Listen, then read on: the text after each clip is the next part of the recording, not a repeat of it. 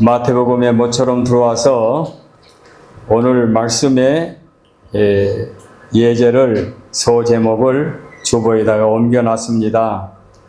오늘은 마태복음 18장, 19장, 20장의 말씀을 요약해서 말씀을 드리고자 합니다.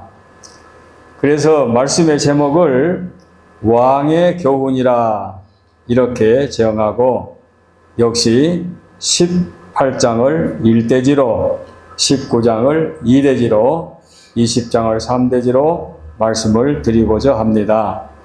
그런데 18장에서 20장까지 되어 있지만 그러나 장소는 매우 다릅니다. 18장의 말씀은 예수님의 순환의 예정을 말씀해 주셨고 가버나움 제자 중에서 주님이 조용히 제자들에게 말씀해 주신 그 마지막 부분입니다. 가버나움을 떠나시기 전에 말씀해 주신 말씀입니다. 그리고 이제 거기를 떠나서 이제 남쪽으로 내려오지요. 그래서 19장, 20장은 이제 예루살렘 가까이 유대 땅에 들어와서 이제 거기에서 유대인들에게 또 도전을 받고 거기서 대답해 주십니다. 하여간 교훈의 말씀을 했든지 도전의 질문의 말씀에 대답을 했든지 다 왕이신 예수님의 교훈의 말씀이기 때문에 왕의 교훈 이렇게 말씀을 정했습니다. 가버나움에서 오병이어의 역사를 우리가 지난번에 말씀했지요. 근데 오병이어의 역사는 예수님이 진실로 하늘로부터 내려온 생명의 떡, 산 떡이다. 광야에서 만나를 주신 것은 그때의 배고픔을 면하기 위한 육신의 양식이었지만 주님은 영생의 산 떡이다. 이렇게 말씀을 우리가 상고했지요. 그 가버나움은 마을의 이름이 위로의 마을이라 그런 뜻이 있습니다. 예수님의 제2의 고향이기도 하지요. 거기서 많은 신유의 은사, 기적을 행하시고 병자를 고쳐주신 그런 역사가 나오게 되지요. 그런데 또 이 마태복음 18장은 한 가지 짚고 넘어갈 것은 마태복음에는 1장으로 28장까지 있는데 5대 강화집이 있다. 그래서 예수님이 특별히 1대, 2대, 3대, 4대, 5대 말씀을 해주셨는데 그 1대는 마태복음 5장, 6장, 7장의 산상보훈 이것이 1대 강화고 그 다음에 2대는 10장에서 제자들을 부르시고 제자들에게 능력을 행해 주시고 능력을 행할 수 있도록 하셔서 제자를 파송할 때에 주신 말씀 그래서 제자들의 파송 강화 그게 10장 2대 이제 말씀이고 강화집이고 13장에서 7대 비유가 나오지요. 천국은 못과 같다 하는 7대 비유. 그래서 천국의 7대 비유 강화. 그리고 오늘 본문 18장이 제4대 강화인데 지난번에 제가 공동체 강화 이렇게 말씀을 드렸습니다. 그 말을 다른 말로 말하면은 가버나움 강화 해도 됩니다. 왜냐하면 가버나움에서 말씀했기 때문에 가버나움 강화. 그렇게 해서 마태복음 5대 강화집에 오늘이 네 번째 강화가 되겠네요. 그리고 24장과 25장은 종말론 강화. 이제 세상 끝날에는 이러이러한 사건이 일어날 거다 하는 말씀이 있죠. 그래서 이렇게 주님이 활동하고 사역하는 가운데 특별히 1대, 2대, 3대, 4대, 5대 강화로 분류해서 마태복음, 저자 마태는 기록했다. 이렇게 말씀을 드릴 수가 있겠습니다. 그래서 가버나움 강화가 18장인데 또 이 말씀을 18장 한 장만 딱 잘라가지고 다른 복음에서 비교해 본다면은 요한복음 13장, 14장, 15장, 16장 거기 보면 주님이 다락방에서 강화하는 말씀이 있어요. 그래서 다락방 강화 그것과 또 비교도 해봅니다. 그래서 마태복음에서는 가버나움 강화, 요한복음에서는 다락방 강화 이렇게도 비교도 됩니다. 왜냐하면 주님의 행적이 너무 귀하고 소중한데 주님의 행적을 다 기록하면 이 천하에 쌓아둘 것이 없을 정도로 어마어마한 큰 일을 행하셨는데 줄여서 기록된 말씀이기 때문에 이렇게 비교하고 저렇게 비교하면서 상고해 볼 때 주님의 교훈이 무슨 교훈인지 우리가 깨달을 수 있기 때문에 이렇게 말씀을 드립니다. 그래서 18장에 보게 되면은 세 소지로 나눌 수 있는데, 첫째는 1절로 14절에서 어린 아이들을 실물로 천국에서는 무엇과 같다, 어린아이와 같다 하는 말씀으로 실물 교훈을 1절로 14절에 말씀해 주셨고, 그 다음에 15절로 24절에 범죄한 형제에게는 우리가 어떻게 해야 되겠느냐 하는 얘기와 더불어 21절로 마지막 절에 형제를 용서하게 되면 어떻게 해야 되겠느냐, 몇 번 용서해야 되겠느냐 하는 말씀으로 3소지로 말씀을 기록해 놓았습니다. 마태가 기록한 말씀을 보게 되면 참 수학적이고 또 세리지 않았습니까? 또 머리가 좀 명석해가지고 이렇게 마태복음 보면 볼수록 깊은 교훈이 많아요. 그 다음에 19장에서는 공생의 대부분을 보내신 갈릴리 지방을 떠나가지고 이제 남쪽으로 내려옵니다. 남쪽에 내려와서 유대 땅 경내에 이제 베다니 갈릴리 바다 쪽으로 쭉 내려서 홍해 바다에서 이제 북쪽으로 베다니가 있고, 베다니에 조금 위에 가면은 이제 거기에 베레아 땅이 있는데 그곳에서 이제 주님이 또 이 일을 행하게 됩니다. 그래서 19장에서 갈릴리 지방의 마지막 사역을 마치시고 유대 땅 영내로 들어와서 베레아에 들어와 가지고 일하시게 되는데 그게 1, 2절에 나옵니다. 그리고 거기서 이혼 문제에 관한 문제를 합니다. 이제 여기서 도전하는 자들에게 대답하시는 거지요. 이혼에 관하여 모세는 이러했는데 당신은 어떻게 생각합니까? 그런 얘기죠. 그 다음에 제자들의 질문이 10절로 12절에 나옵니다. 그리고 긴장된 순환의 도상에서 어린아이들을 축복하시는 말씀이 그 다음에 이어지게 됩니다. 그래서 결혼 문제에 대한 요연한 조화이기도 하고 깊은 교훈을 여기에 갖고 있는데 어린아이를 축복하시는 말씀이 이어지게 되지요.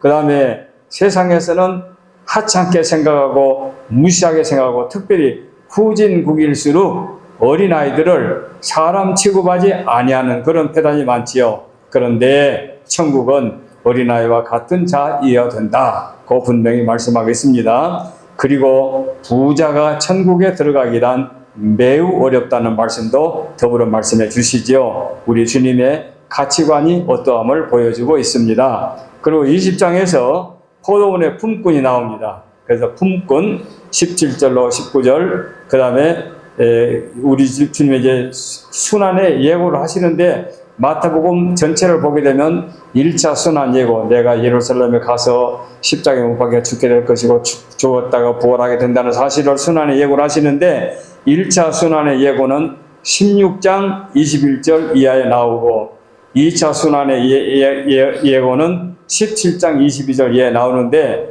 오늘 본문 20장 17절 이하에 3차 예고가 나오게 되지요. 그게 4차 순환 예고는 마태복음 26장에 가면 한 번 더 나옵니다. 그래서 주님은 내가 앞으로 예루살렘에 가서 이렇게 죽을 것이다 라고 하는 예고의 말씀을 하고 십자가를 지시거든요. 세상 사람 모두가 저와 여러분이 내가 언제쯤 죽는다, 어떻게 죽는다, 누가 그렇게 말하고 죽는 사람 있어요? 아무도 없죠. 그런데 주님은 1차, 2차, 그리고 3차, 그리고 앞으로 나올 4차까지 나는 이렇게 예루살렘에서 죽게 될 것이다 하는 말씀을 하게 되는데 그 순환의 예고를 말씀해 주시고 마지막 부분에 가서 두 소경을 건져주시는 사건이 오늘 본문의 내용이 되겠습니다. 자, 이것이 총괄적인 말씀이라고 하고 이제 1대1로 들어갑니다. 18장에 들어가서 왕의 교훈으로 큰 소제목을 용서라는 제목을 더불어 붙였습니다. 천국 시민의 자격 1절로 14절에 누가 천국에서 크냐, 도대체 천국에서는 누가 큰 사람이냐, 이 땅에서는 누가 큰 사람이냐 할 때에 수단 방법 가리지 않고 다른 사람을 짓밟고 군림하는 사람이 큰 사람인가요? 그렇지도 않죠. 겸손하고 너그럽고 지혜롭고 덕을 세우는 사람들, 많은 사람들한테 존경받는 사람이 진정으로 큰 사람이라 할 수 있지요. 역대 대통령들 가운데도 진실로 자기를 낮추고 나라와 국민을 위하여 희생하는 그런 대통령이 진정으로 대접을 받는 게지 어떤 정파에 의해서 대접받는 건 아니지 않습니까? 근데 천국에서는 누가 크냐?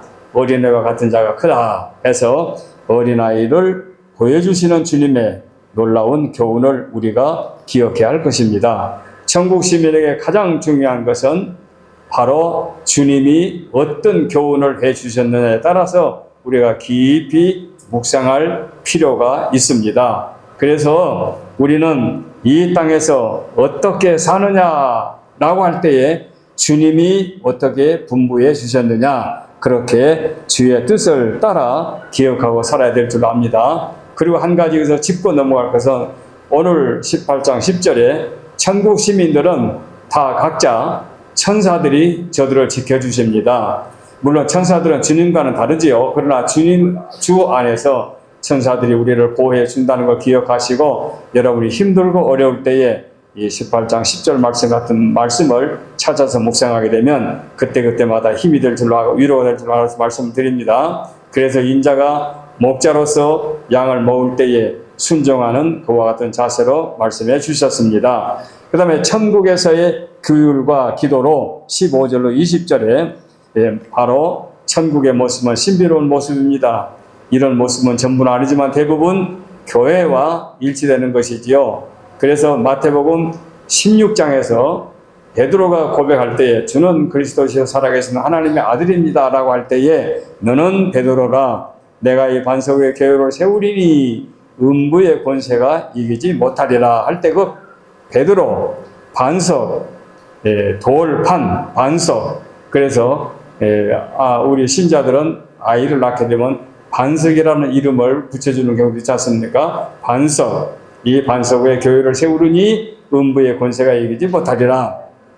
물론 교회에 대한 그 개념은, 완전한 개념은 바울 사도가 에베소 교회에 말씀하신 말씀이 에베소에 나옵니다. 에베소 3장에 나오는데 이때 완전한 개념이 나오고 베드로 사도는 신앙 고백으로 어떤 기초 위에 교회가 세워질까 하는 것은 이 베드로 사도의 고백에서 나오는 말씀이지요. 그래서 교회의 규율과 어떤 모범을 정해서 교인이 어떻게 해야 될 것인지는 에베소서 바울 서신을 공부할 때에 자세히 나오게 될 겁니다. 그래서 규율과 사랑과 인내의 질서는 교회 안에서 그리고 천국에서 꼭 이루어질 것을 말씀하고 있습니다. 자, 여기서 이제 큰 소제목으로 용서라는 말씀을 해주셨지요. 천국에서의 용서입니다. 7번을 해야 되겠느냐, 7번씩 몇 번을 해야 되겠느냐 라고 할 때에 7번씩 70번, 그러면 490번.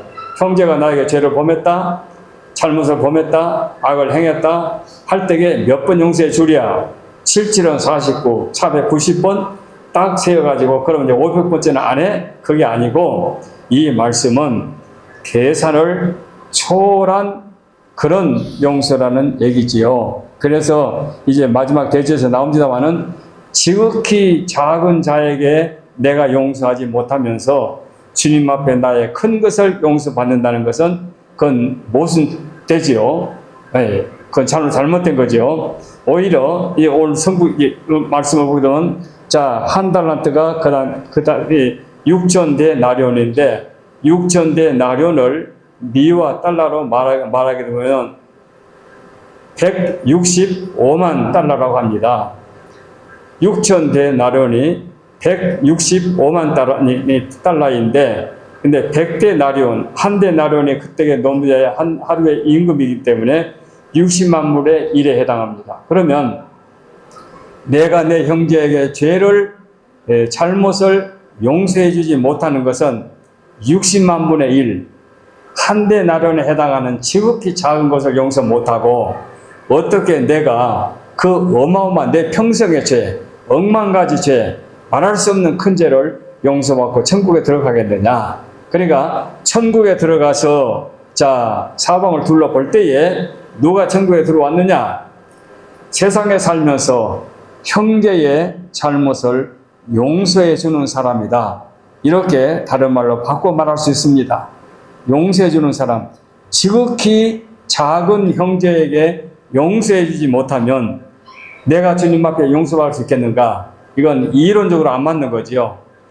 크고 작은 것으로 비교가 안 되지요. 그래서 이 땅에서 내가 지극히 작은 형제에게 용서하는 것은 천국에서 주님 앞에 용서받고 들어온 천국 백성이 된다는 것을 여기서 다시 한번 확실히 짚고 넘어갈 일입니다. 그래서 우리는 이 땅에 살면서 한국에서 제가 얼마 전에 그런 말씀 드렸어요. 지금은 이제 소천하셨습니다만 존경하는 목사님 하느니 이제 당신의 세상 떠날 때가 멀지 않으니까 교회 앞에서 원로 목사인데 설교할 때마다 여러분 혹시라도 내가 그동안 몇십 년 동안 여러분과 목회하면서 본의 아니게라도 여러분에게 내가 상처를 주었다면 용서해 달라. 내가 그때는 무식하고 어리석고 잘못된 판단해서 여러분 상처를 주었으니 용서해 달라. 입만 열면은 용서해 달라. 우리 풀자. 맺힌 것이 없도록 하자. 그런 말을 했다고 그래요. 이제 우리 교회는 아니니까 제가 모르지만 우리 노예 안에 존경하는 목사님이에요. 근데 얼마 전에 세상을 떠났어요. 그 다음에 제가 이제 노예로 가니까 그 담임 목사님, 우리 목사님 얼마 전에 소천하셨습니다. 그래서 제가 간접으로 들었습니다. 알고 있습니다. 수고 많았습니다 하고 인사하고 말았는데 바로 우리가 천국에 들어가게 되면은 이 땅에서 맺혀 있는 한을 품고 천국에 들어갈 수는 없다. 풀자.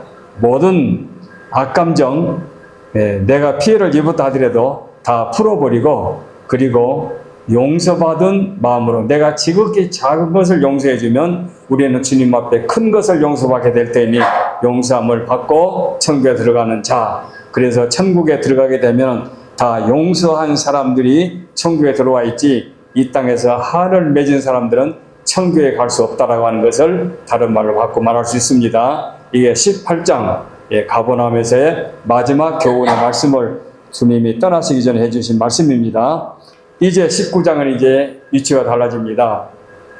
남쪽으로 쭉 내려와서 이제 갈릴리 가까이 베레아 지방에서 이제 활동하시는 것이 19장에 나오지요. 그래서 19장에서 유대 경내로 들어오자마자 1, 2절 말씀 보니까 유대인들이 역시 공격을 합니다.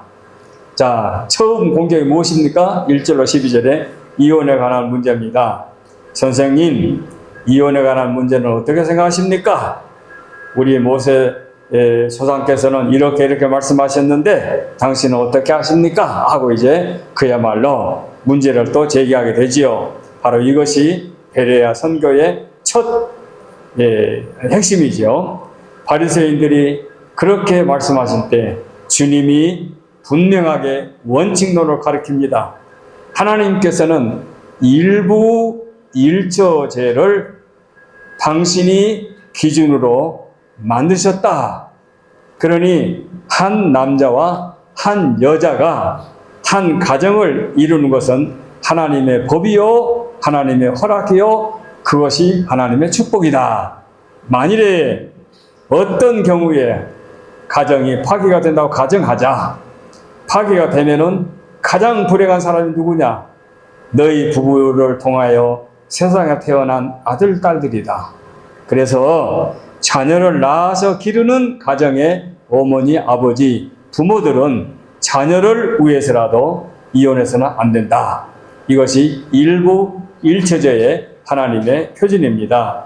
이것이 모세는 이혼 증서를 써서 이혼장을 내서 이혼하라 라고 말씀했는데 본래는 그렇지 않다. 본래는 그것이 아니다. 일부 일체제로 이혼은 금지가 되어 있다.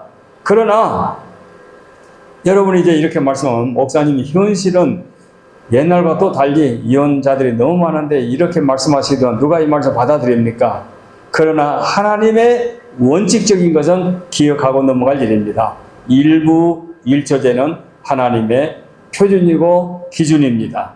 옛날에 양반들이 번처를 놔두고 또 여러 여자들을 첩으로 권하려고 사는 것은 하나님 앞에서 위법이지요. 용서받을 수 없는 거지요. 바로 이것입니다. 그래서 음행한 조건으로 이혼하는 것은 불가분하지만 그러나 불행한 일을 만들기 전에 내 후아의 아들, 딸들을 위해서라도 이혼은 삼가는 것이 좋다는 것이 하나님의 일부 일처제 하나님의 교훈인 것을 분명히 보여주고 있습니다. 그래서 어린아이들이 얼마나 소중하냐. 가정이 파괴가 되면은 어린아이들이 태어나지 않은 경우도 많고 태어났다 하더라도 부모를 잃었으니 불행하게 성장하게 된다면 장래의 나라는 어떻게 되겠느냐. 곧 우리 닥치고 있지 않습니까? 우리나라도 지금 얼마나 지금 자녀들이 지금 적게 태어나고 있습니까? 이런 모든 일들은 어린아이에 대한 영향이기 때문에 일부 일체제의 건실한 가정을 꾸미는 것은 하나님의 축복이다는 것을 분명히 보여주고 있습니다. 그러면서 13절로 15절에 어린아이를 축복해 주십니다. 이 긴장된 당신의 곧 예루살렘에 가셔서 십자가에 못 박혀 죽으실 바로 그것을 앞에 두고도 긴장된 그런 순환의 도상에서도 어린아이를 안고 축복해 주십니다. 참으로 기쁜 교훈을 여기서 남겨줍니다. 그래서 예수님의 기쁜 뜻이 무엇인지를 우리가 헤아려 봐야 됩니다. 내가 지금 어떤 형편에 놓여 있는지를 기억하고 자녀들을 위한 축복, 부모님들에게 막중한 책임인 것을 기억하고 이것이 곧 주의 뜻임을 분명히 밝혀주고 있습니다. 그 다음에 16절로 30절에 영생의 상속자, 어떻게 하여야 영생을 얻을 수 있으리까 하는 문제입니다. 종교적, 도덕적, 영적 면에서 대단히 결핍되어 있는 이 청년은 그리스도인들 세계에서 흔히 볼 수 있습니다. 그리스도인들 가운데 이런 사람들이 많이 있습니다. 그런데 그리스도가 그들을 위하여 구원을 이루셨다는 그 믿음보다는 구원을 받기 위해서 무엇을 해야 하는가? 이건 잘못된 거지요. 그래서 어떻게 구원을 이루느냐? 예수 그리스도를 나의 구주로 믿으면 구원은 내가 만들어내는 것이 아니고 구원은 하나님께로부터 부여해 주신 선물입니다. 그래서 이 청년은 행위로 구원을 얻을 줄로 생각했는데 이것은 잘못된 생각입니다. 모든 율법을 다 지켰다고요? 이것은 하나님 앞에서는 아닙니다. 그래서 모세의 율법을 지키고 있다는 것 그 자체가 지켰다고 하지만 그 자체가 거짓인 거죠. 그래서 주님이 말씀해 주신 겁니다. 그래서 주님이 어떻게 하는 것이 구원 얻는다 하는 것을 우리는 분명히 보여주고 있기 때문에 그리스도 안에서 믿음으로 산다는 것은 참으로 놀라운 축복입니다. 세상에 여러분이 가장 소중히 여기는 게 무엇입니까? 아끼고 소중히 아끼고 무엇을 아끼고 있는지 몰라도 예수 그리스도를 나의 구주로 믿는 그 믿음보다 더 소중한 것은 존재하지 않습니다. 당장에 저와 여러분이 세상을 떠난다고 가정해 보세요. 뭘 가지고 가겠습니까? 아무것도 필요 없습니다. 그래서 우리는 그리스도 안에서 믿음으로 사는 그 믿음은 하나님께서 우리에게 주신 선물입니다. 이 선물을 고이 간직하도록 말씀해 주고 있습니다. 그리고 이제 20장으로 넘어갑니다. 이 입장에서 왕의 교훈으로 품꾼의 소제목을 했습니다. 자, 품꾼의 비유로 1절로 16절에 나옵니다. 베드로의 독점과 흥정을 생각하고 19절 27절에 나오는데 주님은 그것을 시정하기 위해서 19장에서 이 말씀을 하신 줄로 압니다. 그래서 반복하여 말씀하시는데 하나님의 평가와 인간의 평가는 같지 않습니다. 그래서 우리는 그리스도의 사업에 크게 성공하고 유명해진 사람들을 하나님께서 크게 사용하신 것처럼 생각하지만 절단코 하나님께서는 그렇지 않고 충실한 하나님께서 원하는 것은 어떻게 살아가느냐 하는 것이 중요한 거지요. 그래서 품꾼에 관한 비유적인 말씀을 해 주십니다. 그러므로 우리는 먼저 주님을 위하여 봉사하는 일에 대단히 깊은 관심을 갖고 살아갈 때에 우리는 후회하지 않는 삶을 살게 될 줄로 압니다. 너희 중에 누구든지 으뜸이 되고자 하는 자는 너희의 종이 되어야 하리라. 인자가 온 것은 섬김을 받으려 함이 아니라 도리어 섬기려 하고 자기 목숨을 많은 사람의 대성물로 주려 함이라. 이제 예루살렘에 올라가서 잡혀 죽음을 당하게 될 텐데 주님이 제자들에게 뭘 교훈하시겠습니까? 그래서 20장 27절에 너희 중에 누구든지 으뜸이 되고자 하는 자는 너희의 종이 되어야 하리라. 인자가 온 것은, 내가 이 땅에 내려온 것은 육신의 몸을 입고 이 땅에 와서 너희와 함께 생활했던 나는 섬김을 받으려 함이 아니라 도리어 섬기려 하고 자기 목숨을 많은 사람의 대성물로 주려 함이라. 그 하는 말씀을 남겼습니다. 그리고 부활에 관한 고난과 순환과 벌에 관한 말씀을 재선언하신 말씀이 17절로 28절에 나오죠. 그래서 아까 말씀대로 3차 순환이죠. 아까 1차는 16장, 2차는 17장, 오늘 3차는 20장, 그 다음에 4차는 26장. 십자가 지기 직전에 또 말씀하시죠. 그래서 당신의 고난, 죽음, 부활을 예언하고 있지요. 자, 이런 말씀을 하시는데 요한과 야고보의 어머니가 당신의 좌우에 내 두 아들을 인정하고 큰 인물로 세워달라는 그런 그 어머니의 부탁이 나오게 되지요. 그러나 이것은 천국에 대한 본질적인 성격을 알지 못하기 때문에 두 아들을 위하여 높은 자리를 요구하게 된 줄로 압니다. 그런데 주님은 비장한 각오로 예루살렘에서 순환당할 것을 분명히 말씀하시면서 너희 두 형제들도 나와 같은 십자가 지겠느냐 하는 교훈의 말씀을 남기게 되지요. 참으로 우리 주님의 삶과 주님 곁에 있는 사랑하는 자들의 삶이 어떻게 다른지 하는 것을 보여주겠습니다. 그리고 이제 마지막 부분에 19절로 34절인데 주보에는 31절로 잘못 오기가 됐는데 그 마지막 절까지 다윗의 자손이여 나를 불쌍히 여기소서 하고 두 소경이 외칠 때에 주님께서 그들을 치료해 주시고 건져 주시는 말씀으로 20장의 말씀이 마감이 됩니다. 오늘 말씀을 다 정리를 해서요. 자, 용서에 관한 문제, 이혼에 관한 문제 또는 품꾼에 관한 문제, 모든 문제를 해결할 수 있는 하나님의 말씀에 특별한 비결을 찾는다면 주보 1면을 한번 펴보세요. 주보 1면에 보면은 마태복음 22장 37절로 40절까지 말씀 속에서 이런 말씀 나와요. 예수께서 이르시되 네 마음을 다하고 성품을 다하고 뜻을 다하고 주 내 하나님을 사랑하라 하셨으니 이것이 크고 제일 되는 계명이라. 둘째도 그와 같으니 내 이웃을 내 자신같이 사랑하라 하셨으니 이 두 계명이 온 율법과 선지자의 강령이니라 하는 말씀 있죠.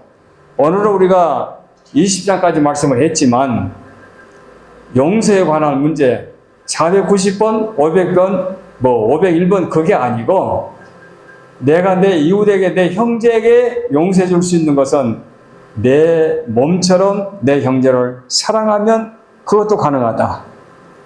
이혼에 관한 문제도 그렇지요. 이혼에 관한 문제도 내 주장을 관철시키려고 하고 양보하지 않으면 끝내는 이혼할 수밖에 없지요. 그런데 내 상대를, 내 대상을, 내 아내를, 내 남편을 내 몸처럼 사랑하게 되면 이혼의 문제는 자연히 해소가 되겠지요. 품꾼의 문제도 그래요. 노사 문제, 사측, 주인 또는 고용인이라고 할 때에 주인의 입장에서는 고용인들에게 그냥 일만 가혹하게 시키면 되겠습니까? 그럴 수 없는 거지요. 또 일하는 사람 쪽에서도 무조건 노사를 노동조합을 만들어가지고 주인에게 도전하면 되겠습니까? 그 노사 문제도 주인과 종의 문제도 내 이웃을 내 몸처럼 사랑하게 되면 해결할 수가 있는 거지요. 이 말씀을 제가 결론으로 소개하고 싶어서 오늘 주보 1면에다가 이 말씀을 올려놨습니다. 그래서 주님이 이런 교훈을 우리에게 남겨주셨는데 이 모든 문제의 해결 방안은 그렇다. 아무리 세상이 변하고 아무리 세상에 용서가 없고 아무리 세상에 이혼율이 많고 아무리 세상에 또는 주인이 또는 노동자가 그렇게 가혹하게 욕심을 부린다 하더라도 해결할 방법은 하나 있다. 우리가 목숨 다하고 뜻을 다하여 하나님을 마음을 다하고 목숨을 다하고 뜻을 다해 하나님을 사랑한 것처럼 내 이웃을 내 몸처럼 살아가게 되면 이 모든 문제는 해결한다. 어디에서? 주 안에서, 그리스도 안에서. 그래서 세상이 이렇게 혼란해지고 나라마다 복잡하고 나라마다 계산을 하고 나라마다 문제를 삼고 또는 피 흘리는 전쟁으로 지금 죽어가는 사람이 또는 여러 가지 환란으로 얼마나 고통을 당하고 있습니까? 이럴 때에 해결할 방법은 그리스도 안에서 참된 사랑으로만 가능하다. 이것이 현실적으로 100% 불가능하다? 불가능해도 원리는 이렇습니다. 이걸 떠나서는 가능성이 없습니다. 이것으로만 가능합니다. 그러니까 우리 자녀들에게 확실한 믿음을 심어주고 믿음으로 세상을 살아가게 되면 우리의 자녀들이 가는 곳마다 어두운 세상에 빛을 비추리라 기대하고 우리는 아름다운 믿음을 유산으로 물려주고 우리는 이 말씀을 날마다 무장하고 이 말씀으로 세상을 살아가는 지혜롭고 슬기롭고 성숙한 그리스도인이 되기를 바라서 오늘은 18장, 19장, 20장의 말씀을 참고했습니다. 이제 다음 장에는 21장에 예루살렘에 나귀를 타고 입성하신 만왕의 왕의 모습으로부터 말씀을 참고하겠습니다. 기도하겠습니다.